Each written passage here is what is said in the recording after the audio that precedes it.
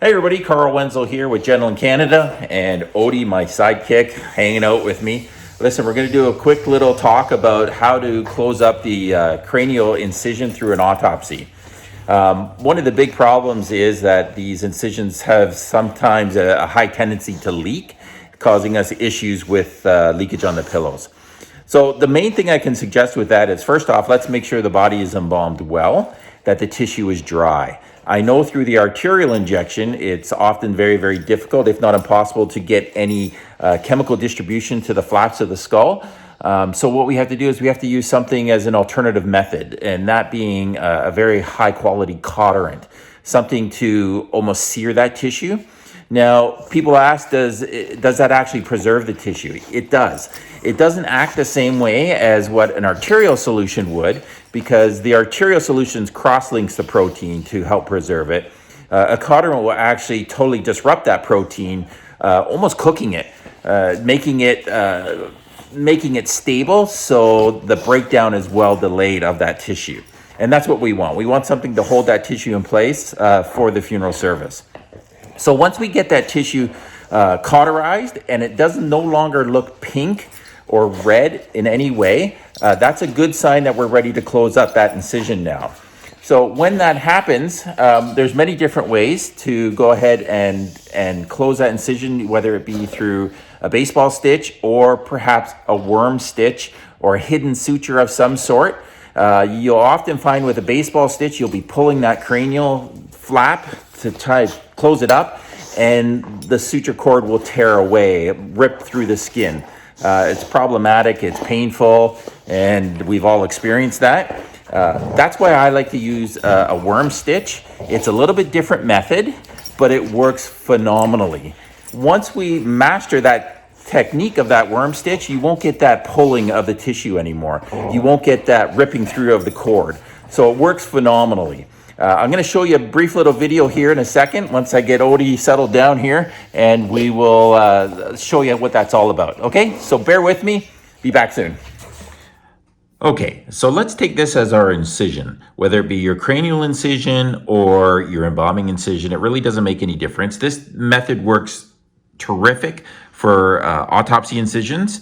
It will seal up your incision, reduce your chances of leakage dramatically, and it's a nice clean stitch. It sort of folds that tissue in.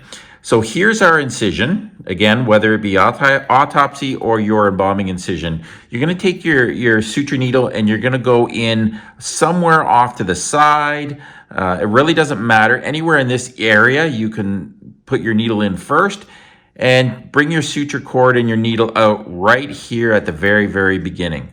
So your thread's gonna go underneath the skin here, come out right at the incision. Then we're gonna back up the needle and enter here, again below the incision, so that now your suture cord is on top here. So it's on top. Then we're gonna bring that underneath our needle, come out there. Okay, so this here is under the skin. Now we're going to bring our needle, cross it over and become parallel with this, and we're going to go in here. So this is on top of the skin, this suture cord right here. We're going to bring that needle, go in here and come out here. So this suture cord is underneath. Then we're going to cross over and go beside this puncture mark where we had sutured before, and we're going to go underneath the skin further up. So this is under the skin. Then we're going to cross back over, go beside our puncture mark here.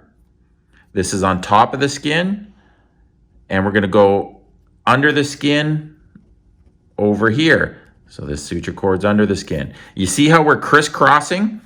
And you're going to continue doing that, going over, up, under the skin. Okay? Then we're going to go back over, right beside where we came out on the previous one. We're going to go under the skin. So this is under. Go back across. That's on top. Go under.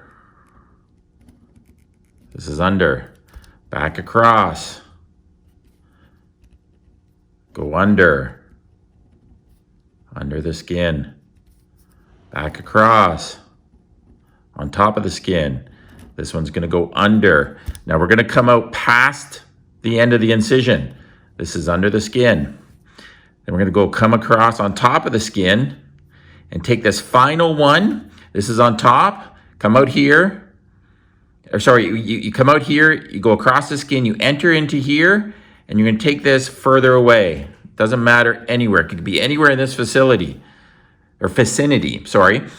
Then what we do is we have a suture cord that comes out, okay? Just like we do here, we have the suture cord that's out. Now you're going to take this end and pull both ends at the same time. One going that direction, one going this direction. And what that'll do is that will take this and close this up and fold it in, creating a very tight, secure suture. Your chances of leakage is very, very minimal. Now, don't forget, you still want something in here. You still want some sort of drying compound, incision compound of some sort. You can also put some mortuary putty or anything that is a mastic compound and get that sealed up. That just is added protection to help you prevent any leakage. So this is a good incision. That's what I'm talking about. Give it a shot. All right, take care, guys. Okay, everybody, so that's it. Like I said, that's a nice, easy stitch to use.